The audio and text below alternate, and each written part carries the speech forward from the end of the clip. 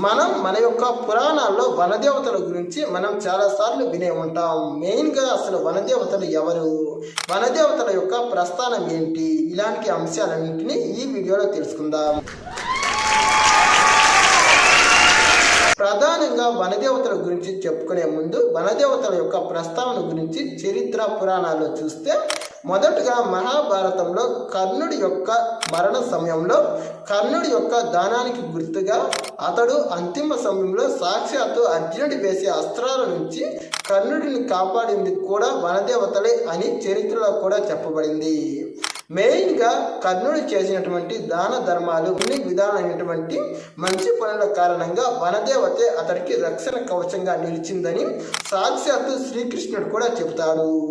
ఇక కర్ణుడు తన వద్ద ఉన్నటువంటి దానంతో వచ్చిన పుణ్యం మొత్తం తనకు దానం చేయాలని సాక్షాత్తు కృష్ణుడే ఒక వేషధారణతో అక్కడికి వెళ్ళి ఈ కర్ణుడి వద్ద ఉన్నటువంటి తపఫలాన్ని మొత్తాన్ని దానంగా స్వీకరించడంతో వనదేవత అతడి నుంచి వెళ్ళిపోవడం వల్ల అర్జునుడు కర్ణుడిని వధించగలిగాడు. అంతేకాకుండా మహాభారతంలో పాండవులు అడవుల్లో ఉన్నప్పుడు ఈ ధర్మరాజు మరియు ద్రౌపది వద్దకు ఈ వనదేవతలు వచ్చినట్టు కూడా కొన్ని విధాలైనటువంటి సాక్ష్యాలు ఉన్నాయి. అంతేకాకుండా యక్షులు మరియు గంధర్వులు కూడా ఈ వనదేవతలకు నిలువెత్తు నిదర్శనం అని కూడా కొన్ని పురాణాలు చెబుతున్నాయి. ఇంకా పాండవులను చాలా విధాలైనటువంటి అపాయాలు మరియు విపత్తుల నుంచి ఈ వనదేవతలే అడవుల్లో రక్షించాలని కూడా మహాభారతంలో కొన్నిసార్లు శ్రీకృష్ణుడు చెప్పాడు. ఇక రామాయణంలో చూసుకుంటే సీత, రాముడు, లక్ష్మణుడు అడవుల్లో ఉన్నప్పుడు వాళ్లకు ఈ వనదేవతలు ఎంతగానో సహకరించాలని కూడా కొన్ని విధాలైనటువంటి గ్రంథాలు తెలుపుతున్నాయి. ఇంకా రామాయణంలోనే చెప్పినట్టు శబరి కూడా వనదేవతకు ఒక ప్రత్యక్ష నిలయం అని కూడా చెప్పబడింది. అంతేకాకుండా కొందరు యక్షులు, గంధర్వులు వంటి వాళ్ళు కూడా ఈ వనదేవతలకు నిలువెత్తు రూపమని రామాయణంలో చెప్పబడింది. ఇక మెయిన్గా మనం గుర్తుంచుకోవాల్సింది ఏంటంటే, వనదేవతలు అనేవాళ్ళు అంటే ప్రకృతిని రక్షించేవారు. మెయిన్గా ఈ దేవతలంతా వాళ్ళ యొక్క ప్రకృతి నాశనం కాకుండా వాళ్ళ యొక్క జీవితాలు మంచిగా ఉండేందుకు, పంటలు పండేందుకు, వాళ్ళు ఎలాంటి అనారోగ్య సమస్యలకు గురి కాకుండా ఉండేందుకు వాళ్ళు ఈ విపత్తులన్నింటి నుంచి కాపాడతారని నమ్ముతూ ప్రతి సంవత్సరం వీళ్లకు ఎంతో భక్తి శ్రద్ధలతో మన గ్రామీణంలో ఇప్పటికీ కూడా పూజలు చేస్తున్నారు. ఇలా పూజలు చేసే క్రమంలోనే ఒక విధంగా ప్రకృతిని కాపాడేందుకు మనం ఈ వనదేవతలను చాలా గొప్పగా భావించడం అనేది చాలా చాలా ప్రథమ కర్తవ్యంగా కూడా భావించాలి. మెయిన్గా కొందరు సైంటిఫిక్ ప్రకారం వనదేవతలు లేరని భావిస్తున్నప్పటికీ, మెయిన్గా ఈ వనదేవతలు లేరని గనక భావిస్తే చాలా ప్రకృతి విపత్తులు కూడా సంభవించే అవకాశం ఉంది. ఒక విధంగా హిందూ మైథాలజీ ప్రకారం ఈ వనదేవతలు ఉన్నారని చాలా పురాణాలు, గ్రంథాల ద్వారా కూడా వివరించబడింది.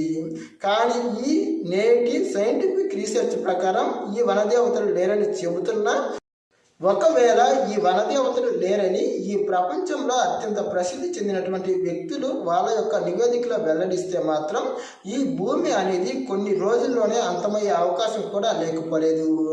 ఎందుకంటే ప్రస్తుతం ప్రకృతిని కాపాడాల్సిన బాధ్యత ప్రజలందరిపైన ఉంది. మెయిన్గా ఈ వనదేవతలను నమ్ముకొని ఈ వనదేవతలను పూజించే ప్రజలే ఎక్కువగా ఈ ప్రకృతిని కాపాడుతున్నారు.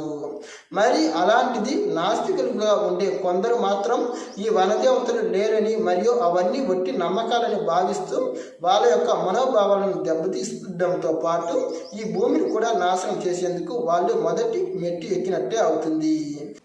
ఇక ఒకవేళ అలాంటి సూచనలే కనుక మనం ఇస్తే మాత్రం అది ఈ భూమిని అంతం చేసిన వాళ్ళమే అవుతాము. ఎందుకంటే చరిత్రలో ఎన్నో తరాల నుంచి వారసత్వంగా వస్తున్నటువంటి సహజ వనరులను రక్షించాల్సిన బాధ్యత ప్రతి ఒక్కరిపైన ఉంది. అలా మెయిన్గా ఈ వనదేవతలు లేదా ప్రకృతి దేవతలను కొలుస్తూ ఈ ప్రకృతి దేవతల పరంగానే ప్రస్తుతం చాలామంది ఈ చెట్లను ఎంతగానో రక్షిస్తున్నారు. ఒకవేళ ఆ దేవతలే లేరని కనుక భావిస్తే మాత్రం ఈ భూమి మీద చెట్లు అనేవి ఉండకుండా మొత్తం కలపగా మార్చే అవకాశాలు కూడా ఉన్నాయి. కాబట్టి వాటిని దృష్టిలో ఉంచుకొనైనా ఈ ప్రకృతి సంబంధమైనటువంటి దేవతలను మరియు ఈ వనదేవతలను మనం ఎంతగానో గౌరవించాలి. అంతేకాకుండా ఈ వనదేవతల వల్లనే ప్రస్తుతం మనం ఈ పర్యావరణంలో అత్యంత ఆనందకరంగా మరియు మంచి జీవితాలను అనుభవించగలుగుతున్నామన్న విషయాలను మాత్రం మర్చిపోవద్దు. మెయిన్గా మేడారంలో వెలిసినటువంటి సమ్మక్క సారక్క అమ్మవార్లు కూడా ఈ వనదేవతలకు నిలువెత్తి రూపమే. వాళ్ళు అక్కడ ఉన్నటువంటి గిరిజనులను కాపాడేందుకు ఏకంగా మానవ రూపంలోకి అవతారం ఎత్తి ప్రధానంగా వాళ్ళ జీవితాలను కూడా త్యాగం చేశారు. మెయిన్గా వనదేవతలు లేరు అనే వాళ్లకు మెయిన్ ఎగ్జాంపుల్ ఈ సమ్మక్క సారక్కలే. ఇందు మూలంగా వనదేవతలు ఉన్నారని ప్రధానంగా మనం గుర్తుంచుకోవాలి. ప్రధానంగా సైన్స్ పరంగా ప్రతిదీ అంటడం చాలా చాలా దారుణమైన అంశం.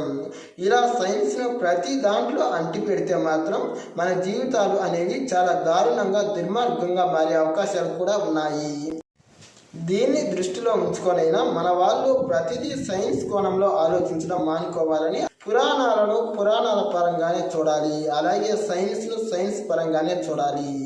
వీటిలో ఉన్నటువంటి లాజిక్ను అర్థం చేసుకొని మీరు మీ జీవితాలకు అన్వయించుకుంటారని ఆశిస్తున్నాను. చివరిగా ఈ వీడియో చూసిన వాళ్ళందరికీ ఒక ప్రశ్న. ప్రస్తుతం ఈ భూమిపైన వనదేవతలుగా జన్మించి తర్వాత దేవతలుగా కీర్తింపబడుతూ ప్రస్తుతం వాళ్లకు గుర్తుగా ఆసియా ఖండంలోనే అత్యంత గొప్ప జాతరను జరుపుకుంటున్నారు.